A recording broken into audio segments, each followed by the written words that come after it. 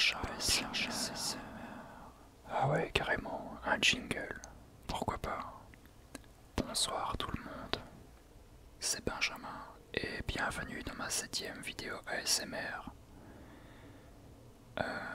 Aujourd'hui, j'aimerais aborder plusieurs sujets avec vous. Je ne vais pas vous présenter un PowerPoint digne de ceux que j'ai eu l'habitude de faire pendant mon cursus scolaire. Je n'ai surtout pas envie que vous ayez l'impression d'être en cours. Alors installez-vous confortablement, je vous en prie. Premièrement, je souhaite vous annoncer que j'ai fait l'acquisition d'un petit filtre anti-pop pour mon micro.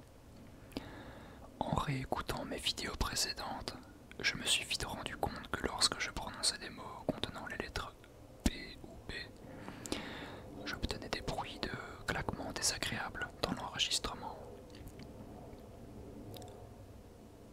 Le filtre est censé corriger ce bruit. Je pense que vous devez entendre une différence par rapport au son de mes vidéos précédentes. J'espère que ça vous plaira et que ça vous aidera à mieux vous détendre. Ensuite, j'aimerais vous parler du film La rage au ventre, ou Southpaw en anglais, que j'ai récemment été voir au cinéma et devant lequel je me suis pris une grosse claque. Alors, non pas parce que l'excellent acteur Jake Gyllenhaal, ou plutôt Jake Gyllenhaal, est sorti de l'écran pour me baffer, mais plutôt parce que j'ai trouvé le film vraiment bon. Il est sorti à la fin du mois de juillet et il est encore à l'affiche dans les cinémas en Belgique, en tout cas. Si l'envie vous prend soudainement d'aller au cinéma, foncez le voir. C'est un film d'Antoine Fuqua, un réalisateur américain. Je n'ai vu aucun de ses autres films, mais étant donné que j'ai adoré son tout dernier, je vais certainement jeter un œil sur son travail. Je suis un grand fan de l'acteur Jake Gyllenhaal. Il m'a particulièrement bluffé dans ses derniers films. Vous savez, le film Enemy en 2012, Prisoners en 2013, Nightcrawler l'an passé et La rage au ventre qui vient de sortir. J'ai beaucoup aimé Source Code également, c'est un film avec un fond très positif. Et End of Watch, où il incarne un policier qui va un peu trop loin dans ses interventions d'ailleurs. Pour résumer La rage au ventre, sans tout vous raconter bien sûr, je dirais que c'est l'histoire d'un champion du monde de boxe qui est papa d'une fille d'environ 10 ans et qui perd sa femme.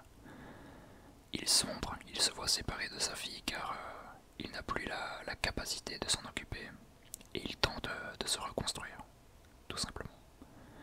Le film va bien au-delà de la boxe. Il met davantage l'accent sur la relation père-enfant. Au départ, quand j'ai vu la bande-annonce et l'affiche du film, j'ai cru que c'était un film d'action où on ne verrait que des gars se frapper. Mais il n'en est rien. Beaucoup d'émotions donc et une énorme performance de Jake Gyllenhaal, pardon. Ce mec est extraordinaire. Après avoir regardé le film, j'ai été voir quelques interviews dans lesquelles il explique qu'il s'est entraîné pendant 5 mois à raison de 2 fois par jour pour apprendre à boxer. Le mec a subi une transformation corporelle monstrueuse entre le film Nightcrawler, où il pesait environ 45 kilos. Bon, j'exagère bien sûr. Et ce dernier film où il est une véritable bête de muscles. C'est dire à quel point il se donne à fond pour ses films. Ah ouais, aussi la surprise, le rappeur 50 Cent joue également dedans. J'ai été surpris de le voir dans un film, mais il fait une prestation correcte dans l'ensemble. En somme, si vous vous retrouvez au cinéma sans trop savoir quel film aller voir en ce moment, je vous conseille vivement celui-là. Ça a été une grosse surprise pour moi, donc coup de cœur du moment. J'aimerais ensuite aborder un sujet qui concerne l'ASMR en tant que tel. Vous avez sûrement déjà regardé, ou plutôt écouté des vidéos de roleplay ASMR. Ce sont des vidéos dans lesquelles l'auteur joue un rôle bien défini, en s'adressant directement à son interlocuteur dans le but de le détendre. Pour ceux qui ne connaissent pas, je les dirigerai vers les roleplays les plus connus sur YouTube, comme par exemple la visite chez le médecin, où vous incarnez un patient et où vous vous faites ausculter, ou encore la visite chez le coiffeur, où vous entendez le bruit de brosse à cheveux passer d'une oreille à l'autre. Personnellement, j'aime beaucoup le concept et certaines de ces vidéos m'aident à me détendre lorsque je suis stressé ou tout simplement lorsque je ne trouve pas sommeil. Si je vous parle de ce sujet, c'est parce que j'ai reçu un mail d'un abonné qui fait lui aussi des vidéos ASMR sur YouTube et qui m'a proposé de faire une vidéo roleplay. Il s'agit de Monsieur Discret. Vous trouverez un lien vers sa chaîne YouTube dans la description de cette vidéo. J'en profite pour lui faire un petit coucou. Je suis sa chaîne de près depuis environ 2 mois si je ne me trompe pas et j'adore sa vidéo. Je trouve que sa voix a un potentiel énorme pour faire des vidéos ASMR tant ses chuchotements sont relaxants. C'est un diamant et je vous encourage vivement à aller jeter un œil sur son travail. J'aime particulièrement sa vidéo où il écrit sur une ardoise véritable. C'est comme ça qu'il l'appelle.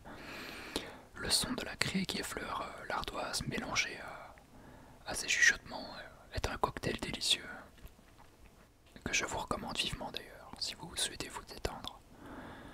D'ailleurs, je n'avais pas encore regardé une seule vidéo avec une ardoise avant de tomber sur la sienne, donc je le remercie pour cette découverte. Je reviens sur l'idée de faire une vidéo de type roleplay. Monsieur Discret m'a proposé de jouer sur le fait que je sois infirmier pour en faire une. L'idée de réaliser un roleplay autour de mon métier me trottait déjà en tête, mais je ne me sentais pas encore à l'aise pour le faire dans l'immédiat. Le fait qu'il m'en ait parlé a réveillé ce désir de faire ce roleplay. Pour l'instant, je suis en train de réfléchir aux éléments que je pourrais intégrer dans cette vidéo. Je pense que le sujet de ce roleplay sera une anamnèse. Pour ceux qui ne connaissent pas, il s'agit d'un recueil de données et d'informations concernant le patient qui sont utiles pour le prendre en charge de la façon la plus complète possible. Je suis donc en train de réfléchir aux sujets intéressants à aborder et à ceux qu'il vaut mieux éviter car le contexte dans lequel un patient se fait ausculter par un infirmier, dans le cadre de réaliser son anamnèse, n'est pas toujours joyeux.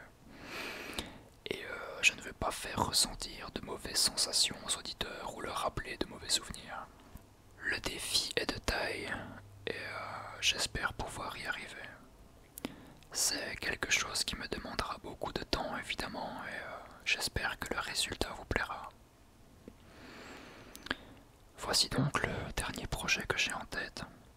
Je vois que vous êtes de plus en plus nombreux à regarder mes vidéos et à me soutenir et cela me touche de savoir qu'elle vous repose, que vous aimez encore suivre mon aventure sur le jeu Dream, qui est un jeu de taré entre